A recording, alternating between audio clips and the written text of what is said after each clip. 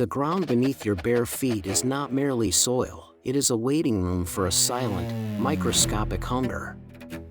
Imagine the cool, damp blades of grass brushing against your arches, a momentary relief that hides a biological betrayal.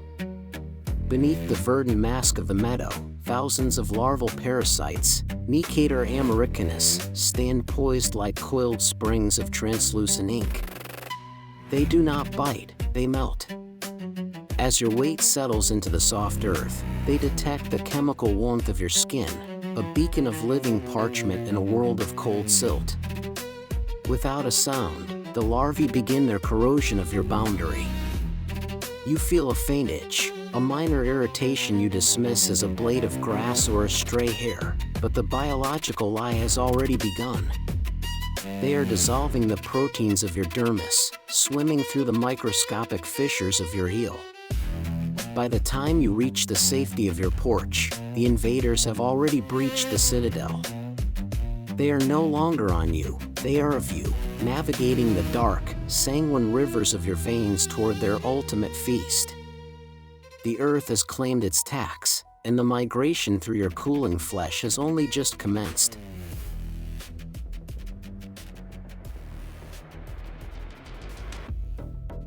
Once the threshold of your skin is breached, the hookworm begins a voyage of terrifying anatomical precision.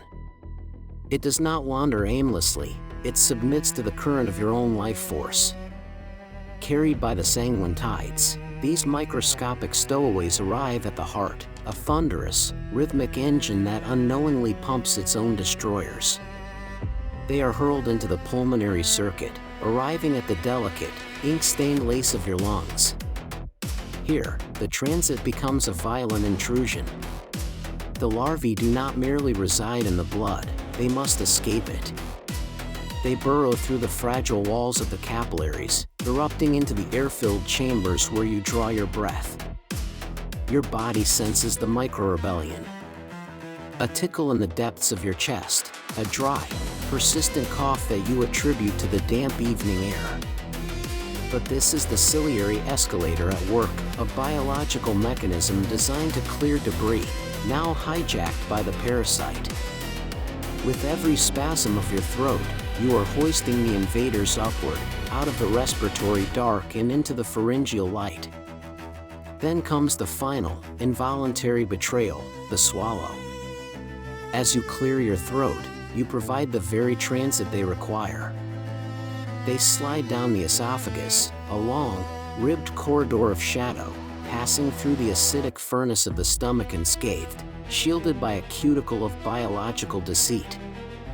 They reach the small intestine, the winding labyrinth where the harvest begins. No longer mere travelers, they molt, shedding their larval innocence to reveal the buccal capsule, a mouth designed for nothing but the consumption of your essence. They latch onto the velvet lining of your gut, their hooks sinking deep into the vessels that nourish you. You are no longer the master of your own metabolism, you are a host, a vessel of parchment being drained of its ink, one microscopic puncture at a time. The transition from intruder to resident is complete.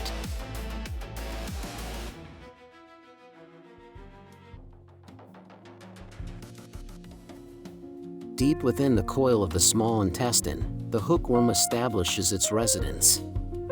This is not a symbiotic guest, but a biological parasite of the highest order.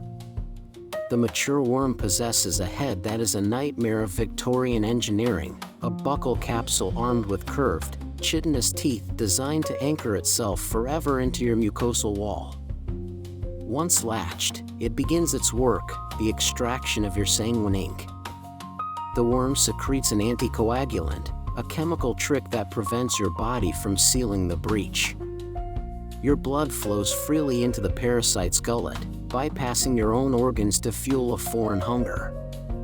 Consider the scale of this erosion.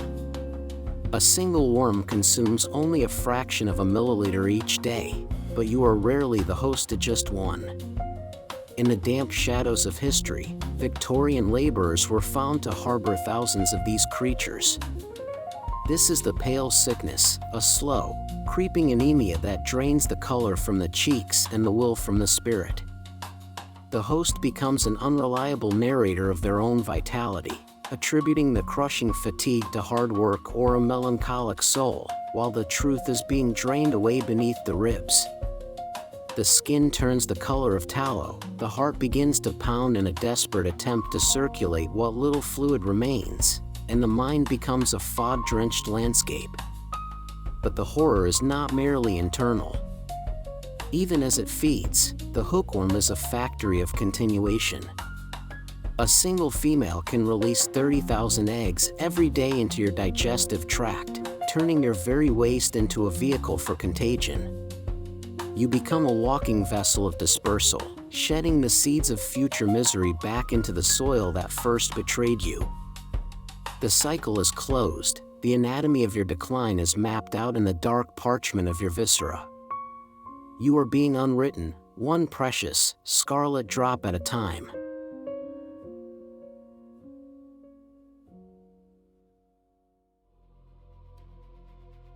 We consider ourselves masters of the modern world, shielded by rubber soles and sanitized pavement. We believe the pale sickness is a ghost of the 19th century, a relic of rural poverty and the unwashed masses. But nature does not recognize our progress, it only recognizes the warmth of mammalian flesh. The twist in this biological tragedy is not that the hookworm is a predator, but that it is a mirror. It reflects our own fragility, the ease with which our boundaries are dissolved by a creature that lacks even a brain.